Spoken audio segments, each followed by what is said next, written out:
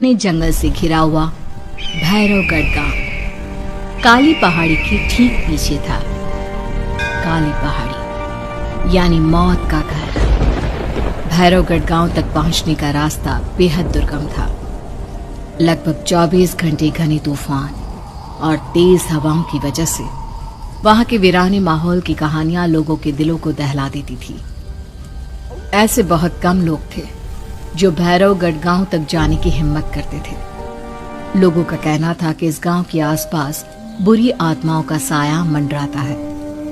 गांव के रहने वाले लोगों ने वैसे तो अपनी आंखों से किसी बुरी आत्मा या साये को नहीं देखा था, लेकिन गांव का बच्चा इस बात को महसूस कर सकता था कि गांव के ऊपर कोई तो खौफनाक साया मंडरा रहा है।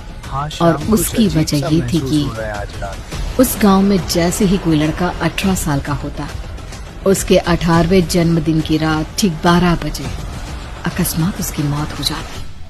हर बार ये मौतें बड़े ही रहस्यमयी ढंग से होती। आज रात कुछ अजीब लग रही है। सर पर सुमेर के बेटे को ठीक होगा। 18 साल होने में हमारी चिंता अब बस और ये 15 दिन सन्नाटा बाकी रात थे। भर बना रहेगा। अजी सुनते हैं, हमारा बेटा भी कुछ दिन बाद 18 साल का हो जाएगा। मुझे बहुत डर लग रहा कहीं है। वो डायन उसे भी खा गई तो। क्या तुम्हें भी ऐसा कैसी महसूस बातें कर रही रहा हो? है? जब वो इस गांव में ही नहीं है तो कोई भी मुझे डायन बाहर कुछ या बुरा आवाज़ साया सी उसका सुनाई कैसे दी। कुछ बिगाड़ सकता है? उसे कुछ नहीं होगा। हाँ जानती हूँ, आपने उसे पढ़ाई के बहाने इस गांव से टेंशन बाहर मत लो, निकाल शहर भेज सब दिया। ठीक हो जाएगा। लेकिन ये भी तो सच है ना कि वो बार बार यहाँ आने की जिद करता रहता है। वो चाहे कितनी भी जिद कर ले जानकी, बोल रहा है। पर मैं उसे इस गांव में कभी वापस नहीं आने दूंगा। मैं नहीं चाहता कि गांव के दूसरे लड़कों की तरह मेरे बेटे की भी अजीबोगरीब ढंग से मौत हो जाए।